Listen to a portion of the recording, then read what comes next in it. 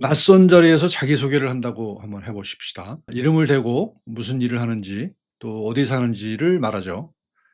그런데 가만히 보면 전부 남들과의 관계입니다, 이 이야기들이. 이름은 부모가 지어 줬고요. 직업은 사회가 만든 자리죠.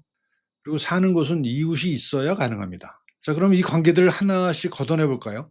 이름도 하는 일도 인연도 다 지우고 나면 순수한 나로는 무엇이 남을까요? 이상하게도 손에 잡히는 것이 하나도 남지 않습니다. 오늘은 바로 이 수수께끼를 풀어보려고 합니다. 안녕하십니까. 몸으로 알고 몸으로 살아가는 이야기를 나누는 채널 몸들의 살림살이입니다. 저는 소속마을 공동체에서 꽃과 새와 별을 관찰하면서 의철학과 인문의학을 공부하는 강신익입니다. 지난 4번에 걸쳐서 우리는 몸을 여러 각도에서 봐왔습니다. 나는 몸을 가진 게 아니라 바로 몸이라는 것, 그 몸이 온갖 시간과 세계가 얽혀든 매듭이라는 것, 몸이 몸을 안다는 것, 그리고 삶이란 몸살이라는 것. 오늘 이 4가지 이야기를 하나의 낱말로 묶어 보겠습니다. 이 시리즈 열쇠말 몸, 줄표, 나입니다. 먼저 그동안 우리가 만난 몸의 얼굴들을 한자리에 모아 보겠습니다. 첫 편에서는 몸과 마음이 둘이 아니라고 했습니다. 셋째 편에서는 아는 것도 알려지는 것도 몸이다. 따라서 아는 몸과 알려진 몸이 하나다라고 했죠. 지난 편에서는 그 몸이 하루하루를 살아내는 몸살이라고 했습니다. 이 셋을 겹쳐 놓고 보십시오. 마음이자 몸이고 아는 몸이자 알려지는 몸이며 사는 몸이자 사라지는 몸. 이 여러 얼굴이 결국 하나입니다. 저는 이 하나를 한 낱말로 부르고 싶습니다. 몸, 줄표, 나입니다. 그런데 왜 몸은 곧 나라고 딱 잘라 말하지 않고 굳이 사이에 줄표를 하나 찍어서 몸, 줄표, 나라고 했을까요? 이 작은 줄표에 오늘 이야기에 씨앗이 들어 있습니다. 등호를 넣어서 몸이 나와 같다고 하면 서로 다른 얼굴들을 하나로 뭉개 버립니다. 반대로 몸과 나를 띄어 놓으면 다시 남남이 됩니다. 줄표는 바로 그 사이에 섭니다. 뭉개지도 갈라 놓지도 않고 여러 얼굴이 나눌 수 없이 얽혀 있다는 것, 그 얽힘 자체를 붙잡아 두는 표시입니다. 그래서 몸, 줄표, 나는 딱딱하게 굳은 하나의 실체에 붙인 이름이 아닙니다. 여러 얼굴이 얽혀 쉼 없이 돌아가는 하나의 사건에 붙인 이름입니다. 그리고 사건이라면 반드시 물어야 할 것이 있습니다. 이 사건은 대체 어디서 어떻게 일어나는가? 여기서 오늘 중요한 뒤집기가 나옵니다.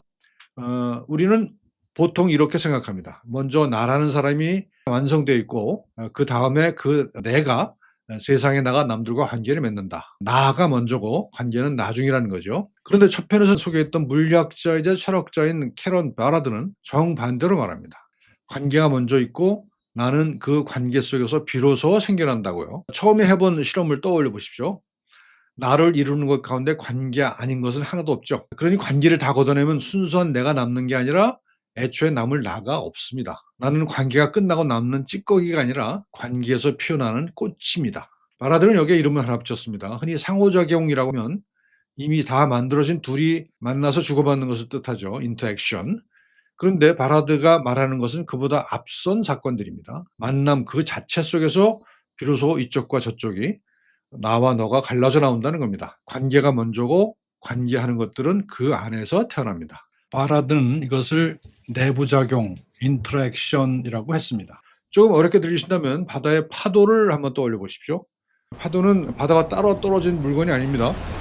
바람과 물과 달의 힘이 만나는 자리에서 잠깐 솟아올랐다가 내 도로 바다가 됩니다. 몸, 줄표 나도 그렇습니다. 세상과 동떨어져서 홀로 완성된 성이 아니라 수많은 관계가 만나는 자리에서 매 순간 새로 솟아오르는 파도 같은 것입니다. 조금 더 가까운 예도 있습니다. 우리는 하루에도 여러 사람이 됩니다. 부모 앞에서는 자식이 되고 아이 앞에서는 어버이가 되고 일터에서는 또 다른 얼굴이 되죠. 그럼 그중 어느 것이 진짜고 어느 것이 가짜일까요? 사실 모두 진짜죠. 각각의 관계가 그때그때 다른 나를 불러내는 것이니까요. 나라는 사람이 이미 딱 정해져 있어서 이 자리 저 자리에 나가는 게 아니야. 자리마다 만남마다 그에 어울리는 내가 새로 태어납니다. 몸 줄표 나는 이렇게 내가 맺은 관계의 수만큼 다채롭게 태어납니다. 관계가 먼저라는 말이 뜬구름 잡는 소리처럼 들릴지 모르겠습니다. 그런데 이 관계는 우리 몸에 아주 구체적으로 새겨집니다. 글자 하나를 예로 들어 보겠습니다. 우리가 민주주의라고 할 때의 백성 민자입니다. 이 글자는 원래 도망가지 못하도록 한쪽 눈을 찔러 멀게 한 노예의 모습에서 나왔다고 합니다. 사회의 억압이 말 그대로 사람의 몸에 새겨진 거죠. 그런데 세월이 흐르면서 이 글자는 정반대로 눈 밝은 주체적 시민을 가리키는 말이 되었습니다. 몸에 새겨진 상처가 글자가 되고 그 글자가 다시 사람들의 세상을 보는 눈이 된 겁니다. 요즘 세상에서도 크게 다르지 않습니다. 누가 강제하지 않아도 수많은 사람들이 스스로 고통을 감수하면서 굶고 깎고 몸을 바꿉니다. 먹을 것이 없던 시절에 맞춰 진화한 식욕과 풍요 속에서 절제를 명령하는 오늘의 규범이 한 몸 안에서 부딪히는 것이죠. 이렇게 몸은 생물이면서 동시에 문화입니다. 자연으로 태어난 몸 위에 시대의 규범이 겹겹이 새겨집니다.